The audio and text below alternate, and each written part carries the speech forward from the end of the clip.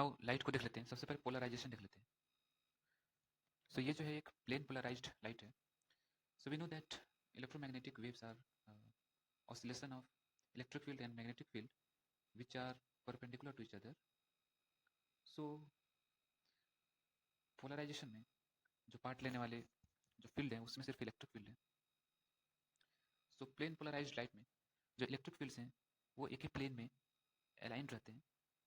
So this is the plane polarised light. So एक unpolarised light में जो electric field का जो ऑसिलेशन है वो सारे दिशाओं में होता है।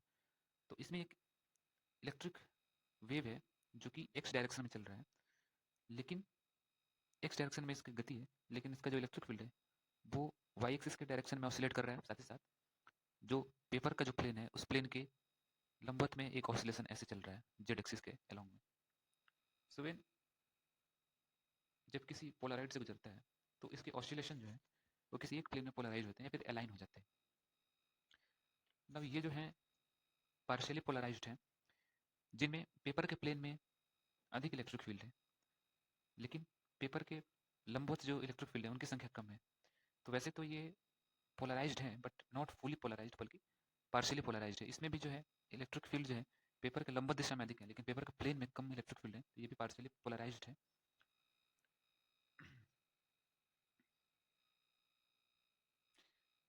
अब एक यहाँ पे हमारे पास एक लाइट सोर्स है और इससे जो किरणें निकल रही हैं ये अनपोलराइज्ड रेज हैं। तो अनपोलराइज्ड रेज में जो इलेक्ट्रिक फील्ड का ऑसिलेशन है वो हर दिशाओं में हो रहा है। तो यहाँ पे जो अनपोलराइज्ड लाइट है उसकी इंटेंसिटी आई नॉट है, but when this rays passes through polariser इसके इलेक्ट्रिक फील्ड एक दिशा में छन जाते हैं एंड ये जो है प्लेन पोलराइज्ड हो जाता है। सो प्लेन पोलराइजेशन में इसकी जो इंटेंसिटी है वो घट के आधी रह जाती है। जी हाँ, तो अनपोलराइज्ड लाइट से की अपेक्षा जो प्लेन पोलराइज्ड लाइट है उसकी इंटेंसिटी घट के आधी रह जाती है। अब उसके बाद भी अगर हम एक पोलरॉइड लगाएं जो कि इस एक्सिस के कुछ एंगल पे हो, यहाँ पे थीटा कोण है, तो इसका भी पोलराइजेशन जो आई नॉट बाई टू का भी इंटेंसिटी है, इस इंटेंसिटी को हम घटा सकते हैं एंड इवन इसको मिनिमाइज करके जीरो कर सकते हैं। सो यहाँ पे एक अनपोलराइज लाइट सोर्स है एंड टॉर्मालिन का क्रिस्टल है जो कि एक पोलराइजर का काम करता है। जी हाँ, टॉर्मालिन का क्रिस्टल एक पोलराइजर का काम कर रहा है यहाँ पे। सो यहाँ पे जो है प्लेन पोलराइज हो चुका है एंड उसके बाद एक और टॉर्मालिन क्रिस्टल लगाया गया है जो कि ये जो हमारा एक्सिस है, जिस डायरेक्शन में लाइट जा रही है उस डायरेक्शन से थीटा डिग्री कोण पे है। तो यहाँ पे जो इंटेंसिटी है हमारी मान लेते हैं आई नॉट है। तो यहाँ से जो निकलने वाली सेकंड वाली जो टॉर्मलिन क्रिस्टल है वहां से निकलने वाली जो लाइट की इंटेंसिटी होगी उसके लिए हमारे पास ये फॉर्मूला है I equal to I naught cos square theta and this is called Malus law.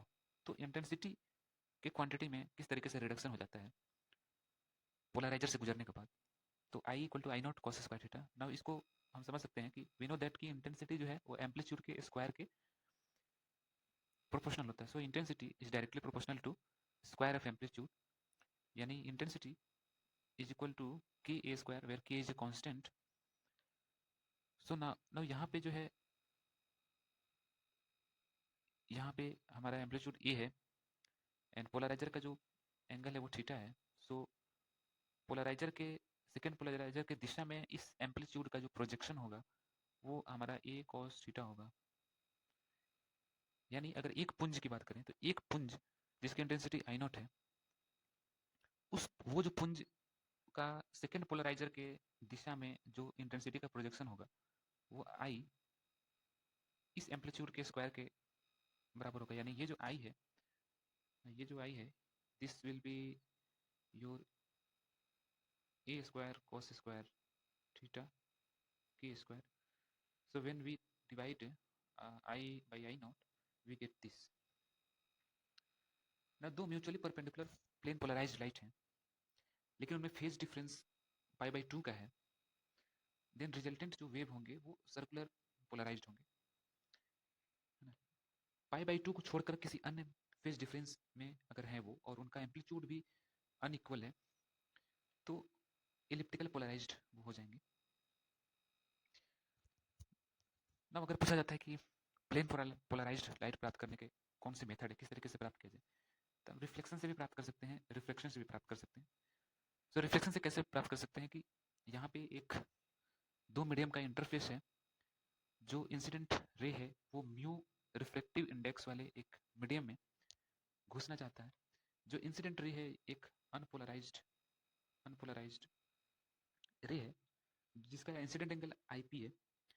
So incident angle के किसी एक स्पेसिफिक वैल्यू के लिए एक समय ऐसा आएगा कि जब इंसिडेंट एंगल ब्रेविस्टर एंगल के बराबर हो जाएगा, तो जो रिफ्लेक्टेड जो रेज है वो फुली पोलराइज्ड या फिर फुली प्लेन पोलराइज्ड हो जाएंगी। और इसका पोलराइजेशन इस तरीके से होगा कि जो इलेक्ट्रिक फील्ड है वो इस पेपर के प्लेन के परपेंडिकुलर डायरेक्शन में होंगे और reflected raise and reflected raise के बीच उस समय जो एंगल होगा वो 90 डिग्री का होगा। सो ब्रेविस्टर एंगल एक ऐसा एंगल है जिसपे जो रिफ्लेक्टेड रेज है वो फुली प्लेन पोलराइज्ड हो जाता है और reflected ray and reflected ray के बीच 90 डिग्री का कोण हो जाता है। यहाँ पे ध्यान रखने वाली बात यह है कि ब्रेविस्टर एंगल पे जो रिफ्लेक्टेड रे है वो तो फुली प्लेन पोलराइज हो जाता है, लेकिन जो रिफ्लेक्टेड रे है उसमें अभी भी वो पार्शियली पोलराइज रहता है ना। सो अगर हम यहाँ पे स्नेल्स का जो लॉ है रिगार्डिंग रिफ्लेक्टिव इंडेक्स वो अप्लाई करें, तो ये वाले मीडियम का जो रिफ्लेक्टिव इंडेक्स है इसके लिए हमारे पास अवेलेबल जो रेशियो है वो sine i by sine r है। तो साइन आई को हम Brewster angle sine i p लिख सकते हैं एंड साइन आर को यहाँ पे जो रिफ्लेक्टेड एंगल है ये जो साइन आर है ये बराबर है 90 माइनस आई पी के। तो यहाँ पे 90 माइनस आई पी लिख सकते हैं। तो इस प्रकार हम पाते हैं कि अगर ब्रेविस्टर एंगल आई पी हो तो इसका tan value tan I P जो है इस रिफ्लेक्टिव इंडेक्स के बराबर होता है। So again we can say that if I P is your Brewster angle then tan I P equal to mu. ये उस मीडियम का रिफ्लेक्टिव इंडेक्स है जिस मीडियम का यूज करके हमें प्लेन पोलराइज्ड रिफ्लेक्टेड रे प्राप्त करनी है ना। सो ग्लास के लिए ये जो एंगल है ब्रेविस्टर एंगल वो 57 डिग्री के आसपास होता है ना। रिफ्लेक्शन से हम कैसे प्राप्त कर सकते हैं, तो हमने देखा कि जो रिफ्लेक्टेड रे है वो भी पार्शियली पोलराइज्ड है। अगर वो उस रिफ्लेक्टेड रे को सक्सेसिवली बहुत सारे ग्लासेस के लेयर से अगर हम उसका रिफ्लेक्शन कराएं तो एक समय आएगा कि सारे के सारे जो इलेक्ट्रिक फील्ड है वो किसी एक दिशा में अलाइन हो जाएंगे एंड यहाँ पे जो फिल्टर्ड आउट जो रे होगा हमारा है ना बाय मल्टीपल ग्लासेस, ये यहाँ पे हमारा फुली प्लेन पोलराइज्ड प्राप्त होंगे है ना। सो हमने पता किया कि रिफ्लेक्शन से भी पोलराइज्ड लाइट प्राप्त हो सकते हैं, रिफ्लेक्शन से भी प्राप्त हो सकते हैं है ना, रिफ्लेक्शन से भी। नाउ द थर्ड तरीका है वो डबल रिफ्लेक्शन से भी प्राप्त कर सकते हैं। तो कैल्साइट क्रिस्टल इसमें यूज होता है। निकोल प्रिज्म भी इससे भी प्राप्त कर सकते हैं। तो निकोल प्रिज्म क्या होता है कि दो प्रिज्म जो है होते हैं एंड इनको कनाडा बाल्सम के पेस्ट से एक लेयर से जोड़ दिया जाता है एंड ये पैरेललोग्राम के जैसे दिखने लगते हैं। इस निकोल प्रिज्म में अगर कोई अनपोलराइज्ड लाइट आती है तो यहाँ से जो टोटल इंटरनली रिफ्लेक्ट होकर के एक इसका ब्रांच निकलता है उसका पोलराइजेशन इस पेपर के प्लेन के लंबवत होता है एंड जो पास हो जाते हैं जो सीधी रेखा में उसमें जो पोलराइजेशन है वो पेपर के प्लेन के डायरेक्शन में हो जाता है।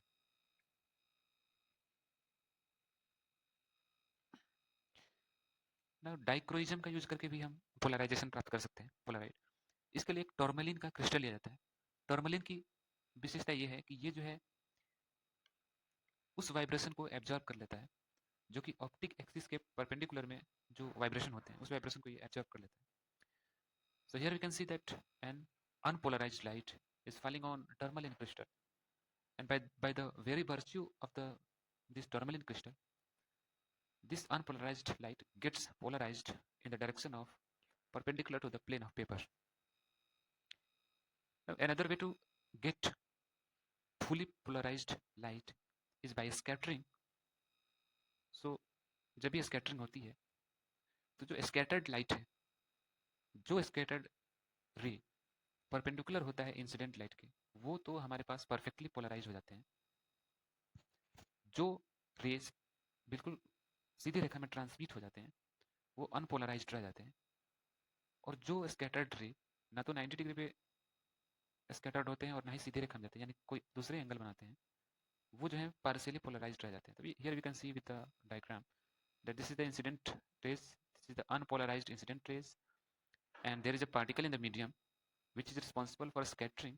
The scattered light, which is perpendicular to the incident rays, is fully polarized in the direction of which is perpendicular to the plane of paper, while the rays which which is undeflected remains unpolarized, while other rays which are neither at the angle 90 degree from the incident rays or